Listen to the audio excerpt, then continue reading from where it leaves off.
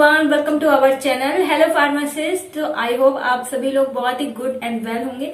तो आइए इस वीडियो में बात करते हैं कि आप एक जगह किसी टॉपिक को पढ़ के दूसरी कॉपी दूसरे सब्जेक्ट में लिख सकते हैं। स्टूडेंट का कमेंट आया था, इस कमेंट को ध्यान से पढ़िएगा। एक मिनट। आई होप आप लोग ने पढ़ लिया होगा।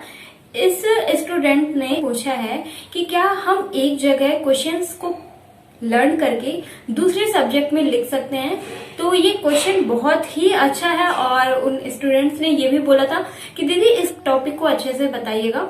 मैं चाहती तो कमेंट में ही लिख के बता सकती थी, लेकिन मैंने सोचा आई थिंक मुझे ये वीडियो एक बना देना चाहिए जिससे कि सभी लोगों को पता चल जाएगा।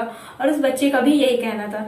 तो आइए इस वीडियो में हम लोग जानते हैं कि अगर क्या आप एक जगह किसी टॉपिक को पढ़े रहेंगे तो दूसरे सब्जेक्ट में उस टॉपिक को लिख सकते हैं या नहीं। वीडियो स्टार्ट करने से पहले कुछ इंपॉर्टेंट इन्फॉर्मेशन है जिसको आपको पता ही होना चाहिए, तभी आपको ये पूरा वीडियो समझ में आएगा।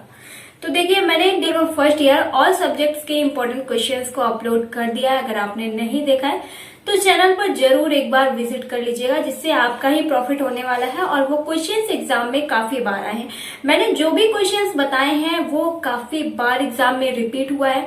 और ऐसे ही नहीं कि कोई भी सिलेबस लिया और उससे लिख दिया। मैंने सारी बुक्स हमारे पास रखी हुई है इधर। मैंने उन बुक से इन सभी क्वेश्चंस को ढूंढा है जो कि बहुत से ईयर 2008 10 ईयर प्रीवियस क्वेश्चन से ढूंढा है, जो कि बहुत ही ज्यादा इंपॉर्टेंट है और वो टॉपिक एग्जाम में जरूर ही आते हैं। तो इन सभी क्वेश्चंस के बारे में आपको जरूर पता ही होना चाहिए। अगर आपने उन सभी टॉपिक्स को नहीं कवर किया है, नहीं पढ़ा है, तो जल्दी से जाना। अगर आप फर्स्ट ईयर में हो तो सभी टॉपिक्स को, उन बताए गए सब्जेक्ट्स के सभी टॉपिक्स को कवर कर लेना, जिससे आपका ही फायदा होने वाला है और रैक लगने से बच जाओ।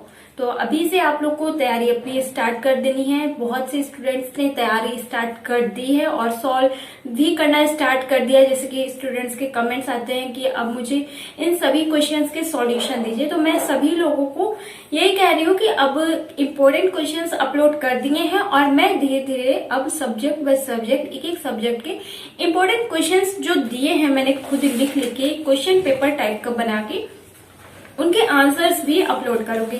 लेकिन उससे पहले ये वीडियो बहुत ही ज्यादा जरूरी था और सेकंड ईयर के भी ऐसे ही मैंने अपलोड कर रखे हैं। Important question subject by subject channel पर अपलोड है, जरूर चेक करिएगा, इससे आपका ही प्रॉफिट है। तो वीडियो स्टार्ट करने से पहले यही थी आपके लिए इम्पोर्टेंट इन्फॉर्मेशन। और उन्हीं इम्पोर्टेंट क्वेश्चन को देख के उस स्टूडेंट का कमेंट आया है कि क्या हम जो आपने टॉपिक्स बताए हैं बार बार रिपीट हुए हैं, वो ऐसे 3 सब्जेक्ट हैं जो मैंने इंपॉर्टेंट टॉपिक्स बताए हैं, ऐसे 3 सब्जेक्ट हैं जो कि वो टॉपिक रिपीट हुआ है। जैसे कि आपका subject name D pharma first year का हो गया फार्मास्यूटिकल केमिस्ट्री। पहले सेकंड ईयर में भी थी फार्मास्यूटिकल केमिस्ट्री, लेकिन न्यू सिलेबस के अकॉर्डिंग सेकंड ईयर से हटा के फर्स्ट ईयर वाली फार्मास्यूटिकल केमिस्ट्री में इंक्लूड कर दिया गया। ठीक है, तो फार्मास्यूटिकल केमिस्ट्री जो डी फार्मा फर्स्ट ईयर की थी वो तो थी ही, लेकिन सेकंड ईयर के भी कुछ टॉपिक्स इसमें ऐड कर दिए हैं, तो जिनके बारे में आपको पता ही होना चाहिए।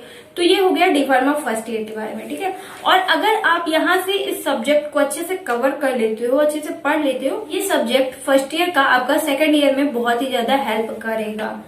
क्योंकि सेकंड ईयर में ऑलरेडी आपके पास 7 सब्जेक्ट हो जाते हैं। अब बहुत से स्टूडेंट सोच रहे होंगे 7 कहाँ 6 ही रहता है, तो आपको एक इन्वायरमेंटल सब्जेक्ट रहता है एडिशनल, उसका भी एग्जाम देना रहता है और उस एग्जाम में आपको पास होना बहुत ही ज्यादा जरूरी है।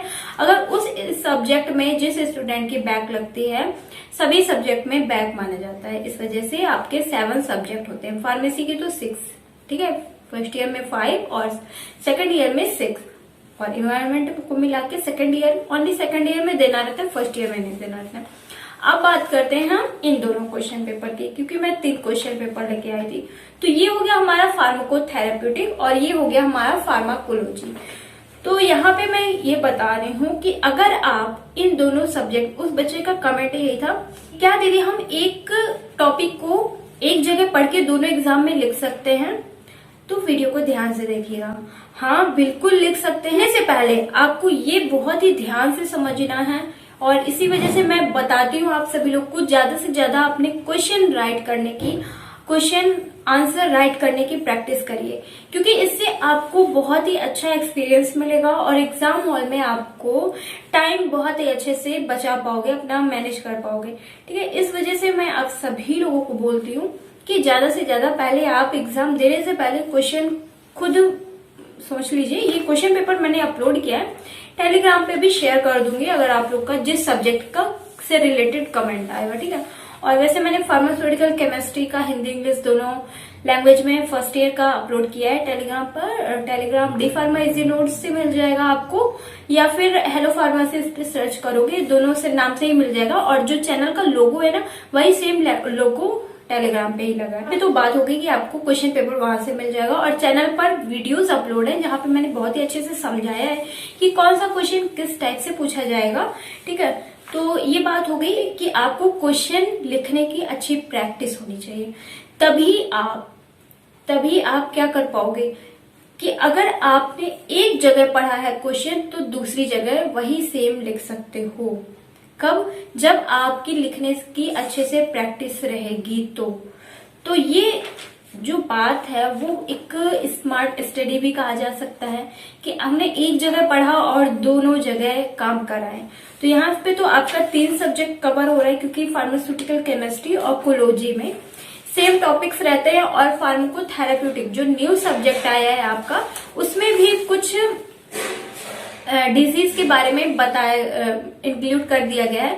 पहले फार्माकोथेरेप्यूटिक में जो प्रोडक्ट्स होते हैं उनके बारे में पढ़ना रहता था, लेकिन न्यू सिलेबस के अकॉर्डिंग मेडिसिन और डिसीज के बारे में फार्माकोथेरेप्यूटिक में ऐड किया गया है। तो आई होप आप लोग अच्छे से समझ पा रहे होंगे कि आपको क्या करना है। ज्यादा से ज्यादा क्वेश्चंस को ध्यान से पढ़ने की कोशिश करना है, और ये याद रखना है कि क्वेश्चन में पूछा क्या गया है। नहीं तो आप फार्माकोलॉजी वाला थेरेप्यूटिक में लिख के चले आए और फिर सोचो कि हमने लिखा तो वही आंसर था, वही सेम लिखा था, बहुत ही अच्छे से लिखा था, लेकिन मेरे नंबर क्यों नहीं है। तो आपकी ये गलती दोबारा एग्जाम में मत करो। इस वजह से आप सभी लोगों को पूरे ध्यान से अच्छे तरीके से क्वेश्चंस को पढ़ना अच्छे से है, और ये ध्यान रखना है कि क्वेश्चन में पूछा क्या गया है। जो पूछा गया है सिर्फ वही लिखना है, और फिर आप आराम से, अगर आपने फार्माकोलॉजी में या केमिस्ट्री में या थेरेप्यूटिक में किसी एक टॉपिक को कवर किया है तो तीनों सब्जेक्ट में लिख सकते हो। तो यही हो गई कि एक तीर से 3 निशाने आप लगा सकते हो। क्या होगा आप लोगों को समझ में कि अगर आपने एक जगह पढ़ा है तो आप लोग तीनों जगह लिख सकते हो, लेकिन ध्यान इस बात का रखना है कि आपको क्वेश्चन में पूछा क्या गया है। ठीक है, और फिर बहुत ही आराम से आप एग्जाम की कॉपी में कहीं पे भी, या अगर आप कहीं पे भी हो, लिख सकते हो अगर आपसे वो टॉपिक पूछा गया है। ठीक है, टॉपिक सेम रहते हैं हर जगह, क्योंकि जैसे अगर आपका नाम कुछ भी है, राम श्याम कुछ भी है, आई थिंक राम श्याम सीता गीता कुछ भी है आपका नाम, तो फिर अगर आप क्लास चेंज करते हो तो आप या आपका नाम तो चेंज नहीं होता है ना। इसी तरह कि अगर कोई टॉपिक किसी दूसरे क्लास के बच्चे से या किसी दूसरे सब्जेक्ट में पूछा जा रहा है तो वो चेंज नहीं होगा। बस क्वेश्चन पढ़ना आना चाहिए कि आपसे क्वेश्चन में पूछा क्या गया है। जैसे आपका ही कोई आपका इंटरव्यू लेता है, आपसे पूछता है कि आप कहाँ रहते हो, क्या नाम है, तो आप सिर्फ यही बताओगे ना कि मैं वहां रहता हूँ, मेरा नाम ये है। आप पूरी बात तो नहीं बताओगे ना कि मैं इतना बड़ा हूँ, मेरा इतना इयर्स ओल्ड है, मैं इतने बजे उठता हूँ, इतना बजे खाता हूँ, कुछ भी पूरा नहीं बताना। सिर्फ जो पूछा गया है सिर्फ वही बताना है। तो बस आपको ध्यान इसी बात का रखना है कि अगर आपसे कोई टॉपिक किसी अदर सब्जेक्ट में पूछा जा रहा है, आपने किसी अदर सब्जेक्ट में पढ़ा हुआ है, तो फिर आप लिख सकते हो। बस इसी बात का ध्यान रखना है। मैं काफी बार बोल चुकी हूँ कि क्वेश्चन थोड़ा ध्यान से पढ़ना है कि क्वेश्चन में क्या क्या पूछा गया है। अगर उसके थेरेप्यूटिक यूज पूछे गए हैं तो थेरेप्यूटिक यूज लिखना है, अगर क्लासिफिकेशन पूछे गए हैं तो क्लासिफिकेशन लिखना है। अब आप लोग सोच रहे होंगे कि हम लिखेंगे कैसे पहचानेंगे कि इसमें कितना क्या पूछा गया है। तो इसका बहुत ही आसान तरीका है कि मैंने जो वीडियोस अपलोड करी हैं या जो वीडियोस अभी अपलोड करूंगी, बस उन्हें ध्यान से पढ़िएगा, और उनमें मैं बताती भी हूँ कि ये क्वेश्चन आपसे इस टाइप से पूछा जाएगा और वो 100% पूछा ही जाएगा उसी टाइप से, कहीं और से नहीं आएगा। बस कुछ बातों का ध्यान रखोगे और आप अपना एग्जाम बहुत ही आसान तरीके से क्लियर कर पाओगे। तो ये हो गई आपकी बहुत सिलेबस चेंज होने का बहुत ही ज्यादा फायदा कि आपको एक जगह से तीन जगह फायदे मिल रहे हैं और आपको ज्यादा पढ़ना भी नहीं पड़ेगा। आई नो कि बहुत पढ़ना पड़ता है, क्लासिफिकेशंस लर्न करने रहेंगे, लेकिन एक सब्जेक्ट आपका थोड़ा सा कम हो जाएगा। थोड़ा सा मतलब कि थोड़ा सा आपको इजी लगेगा। तो फ्रेंड्स, आई होप आपको अच्छे से समझ में आ गया होगा कि आपको क्या करना है। अगर आपने एक जगह टॉपिक कवर किया है तो क्या आप पूरे एग्जाम में लिख सकते हो। और वीडियो अच्छा लगा लाइक शेयर सब्सक्राइब जरूर करिएगा अगर आपका इच्छा, अगर आपकी मन है। वीडियो अच्छा लगा लाइक जरूर कर दीजिए। अगर किसी भी टॉपिक से रिलेटेड कोई कंफ्यूजन है comment now. Thank you, take care, meet you next video, bye guys.